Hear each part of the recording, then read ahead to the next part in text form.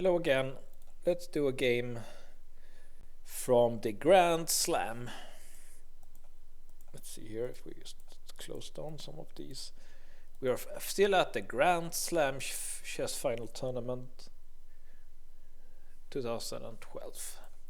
And we're watching the game Magnus Carlsen against Levon Aronian. Aronian, this is his best years now when he's over 2800. And here he was one of the best players in the world these years here, but unfortunately he never did well in the candidates tournaments. He never got a chance to become world champion.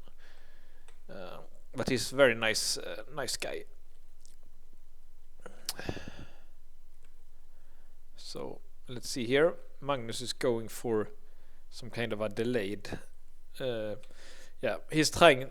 Levon played Marshall, but then he went over to play the Berlin, and Magnus doesn't want that, so he plays d3. Then they take and they play this, which is a bit of a, what is that called?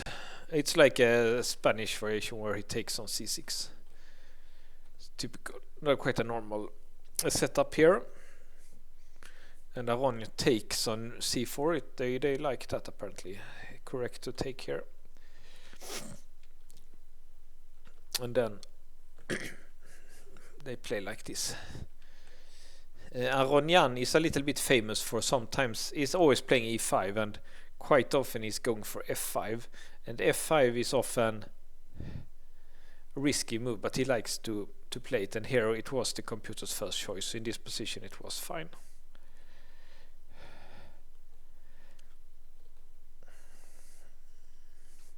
So he has the game is equal, as you can see. It's quite equal now. Black has this isolated pawn, usually a weakness. White also has this square, but apparently Black has enough ways to defend it, so the game is still even. Even if it looks a little bit better for White maybe, but the computer thinks it's dead even here. So Aronian is an attacking player. He played very good, maybe for 10 years, maybe from 2006 to 18 or something like that. And then he had a bit of a down, and he started to play e4 instead of d4, and I think that was a huge mistake, because he said he needed some kind of try some new stuff, but he lost like 100 rating points, but because he had probably the best d4 preparation of anyone in the world, and then his opening e4 opening was quite average, quite poor, so he lost like 100 rating points. He's no longer a player for the candidates tournaments, but he's moved to USA because he wants to be part of St. Louis training club with Rex Singfield, who is sponsoring the American team. So he's moved to St. Louis to meet Fabi and the others, and to train with them. And he's also 40 now, but he's still part of the American Olympics team, and he's still 2700 plus. So still a good player, but not 2800 anymore. So here he has some dynamic play on the king side. It looks like it can't be anything, because White has such a strong pieces, but the computer thinks it's Black has some counterplay here on the king side. So let's see what happens.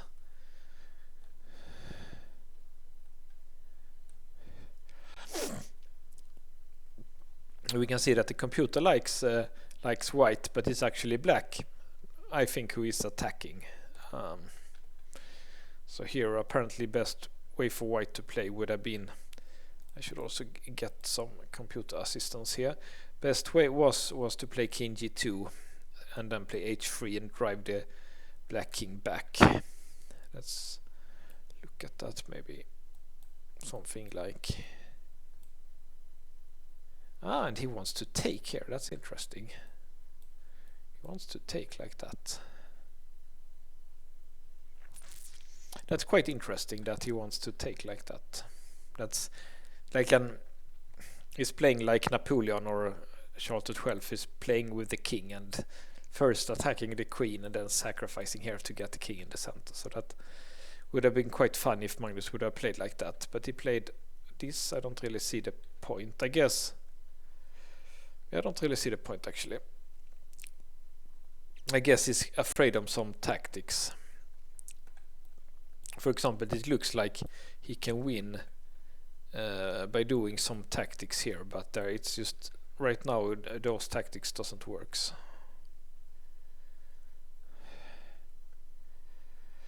So let's see what happens here. And here there is, and also King G2 wouldn't have allowed this one. Here it seems to be a lot of blunders here, so let's see what happens now. White played bishop f4, which is a blunder. Queen e2 was best to go back. So why is that a blunder? Let's look at that.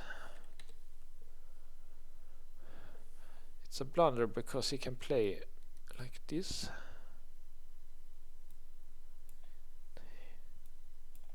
Okay, so this is a forced mate. Ah, I see now. Aronian might have missed that here you can do this beautiful. That's a beautiful checkmate by Aronian. Very beautiful checkmate.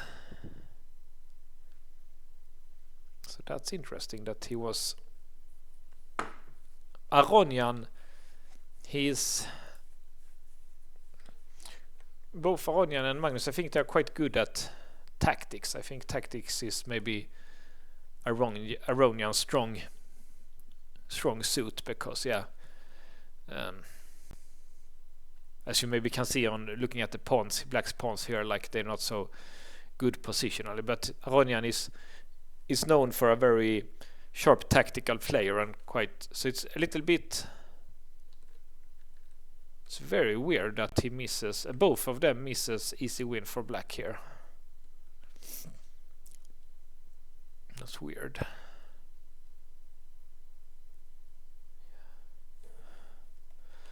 So if you would take, then obviously you take back. What else can you do? And then this, and now it's threatening mate here. Only chance is this, and then it's checkmate. That would have been so beautiful for Aronian if he had seen this one. It would have been the game of his life, mating Magnus like this. So that's a shame for him. Instead he did this one.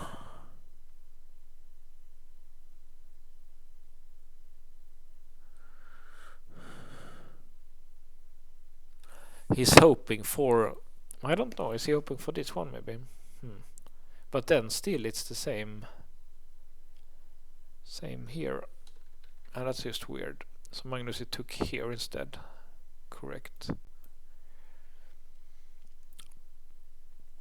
Then he tries to trade here.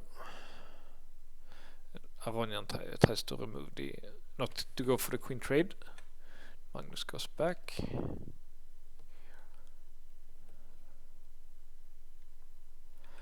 Okay, so black's attacks is a little bit over. It was actually not such a dangerous attack. It was just that he had some tactical chances with the pieces, more like that. Because white was always quite solid if he played correctly.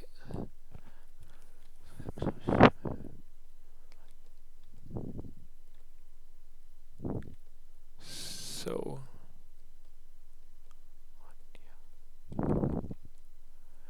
okay, so they're trading here.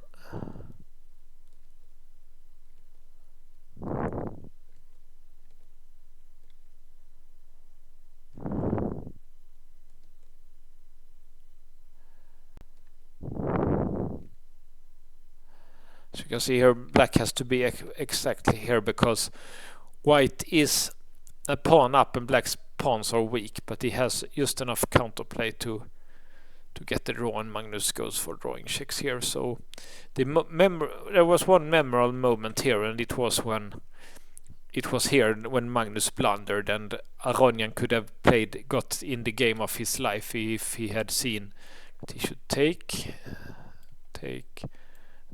and now it's threatening checkmate. Only way to avoid it is this, and then you take checkmate like that. Okay, a little bit of a shorter video. Next time we are looking again Fabiano Caruana and Magnus Carlsen again. See you then.